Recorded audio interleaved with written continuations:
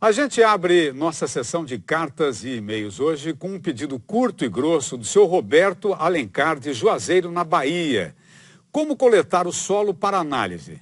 O senhor vai ver que não pode ser de qualquer jeito, não. Seu Roberto, sua pergunta aqui no e-mail é bastante curta, mas de fundamental importância para a agricultura. É que a precisão no resultado da análise de solo está diretamente relacionada à coleta que o senhor vai fazer aí na sua propriedade. Não é isso, doutora Flávia? É isso mesmo, senhor Roberto.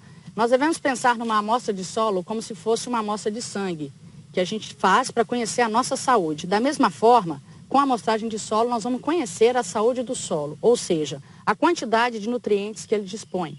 E a partir daí, nós temos condições de calcular as doses de corretivos e fertilizantes a serem aplicadas para que possamos buscar boas produtividades das culturas. Qual é o primeiro passo? Como é que ele tem que fazer essa coleta? Bom, a primeira coisa que ele tem que observar, quando ele chegar na sua área, é dividir essa área em talhões, glebas homogêneas. O que significa homogêneas? Significa áreas parecidas em características. Por exemplo, o cultivo anterior, o relevo tem que ser mais ou menos semelhante, a vegetação, o tipo de solo, por exemplo, um solo mais argiloso, um solo mais arenoso. Seu Roberto, o senhor vai precisar de uma amostra para cada talhão homogêneo que identificar aí. Por exemplo, uma amostra para encosta de morro, outra para área de pasto e assim por diante. Cada amostra dessa é composta por várias coletas de terra e a agrônoma recomenda fazer essas coletas em no máximo 10 hectares. Para abranger toda a área, o senhor deve andar em zigue-zague, como mostra o desenho, tirando entre 15 e 20 amostras. Evitar pontos atípicos, tipo cupinzeiros, beira de estrada. Então ele deve raspar o solo, retirando folhas secas, galhos. Com a área limpa, seu Roberto, comece a cavar. Para terrenos onde o plantio é convencional, de milho e soja, por exemplo, a profundidade deve ser de 20 centímetros. Em lugares onde o senhor tem culturas perenes, como um pomar, o buraco precisa ser mais fundo, de 20 a 40 centímetros. E em áreas de plantio direto já consolidado, com mais de 5 anos, bastam 10 centímetros.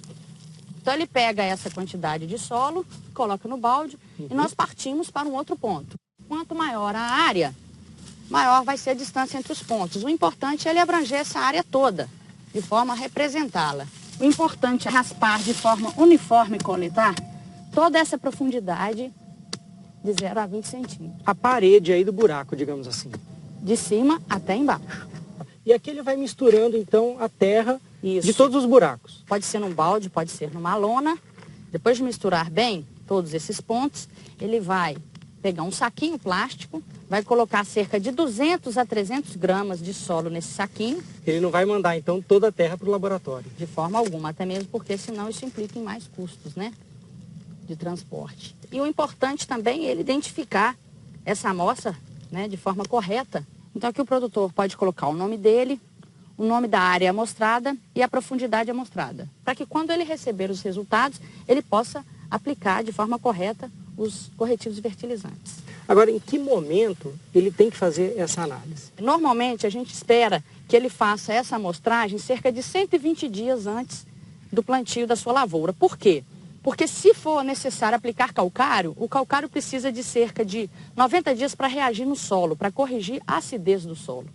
E além disso, o processo de envio para o laboratório, análise, interpretação dos resultados e até mesmo a compra dos corretivos e fertilizantes, ela demanda um tempo.